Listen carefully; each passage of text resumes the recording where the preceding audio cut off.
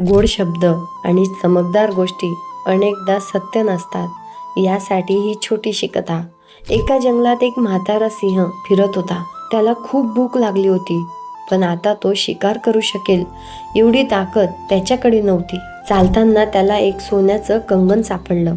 ते पाहून त्याच्या डोक्यात एक कल्पना आली।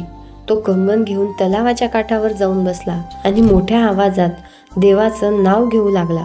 तेवढ्यात तिथून दोन प्रवासी जात होते, एक शेठ आणि एक साधू। सिंह गोड आवाजात म्हणाला, अरे भावांनो, जरा थांबा, माझ्याकडे हे सोन्याचं कंगन आहे।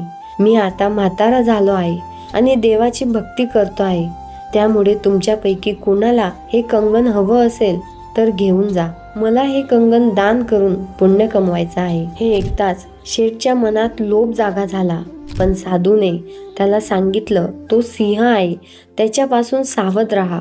सिंहाची सवय शिकार करण्याचीच असते, हे नक्की एखादं जाळं असेल। त्यावर सिंह लगेच म्हणाला, माझ्यावर संशय घेऊ नका, आता माझे दातही पडले असून गवत खाऊन मी माझं आयुष्य जगत आहे। फक्त हे कंगन घ्या आणि पुण्य करू द्या। शेठ लोभात आंधळा झाला।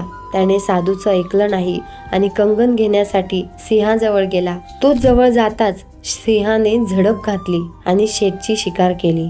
हे पाहून साधू दुःखी स्वरात म्हणाला, ज्याची प्रवृत्ती वाईट असते तो कितीही गोड बोलला तरी त्याची नियत कधीच बदलत नाही। खरा शहाणा तोच जो गोड बोलण्यावर नाही तर सत्यावर विश्वास ठेवतो। म्हणून चमकदार वस्तू आणि गोड शब्द यांच्या लोभात आपली सुरक्षितता कधीही धोक्यात घालू नये।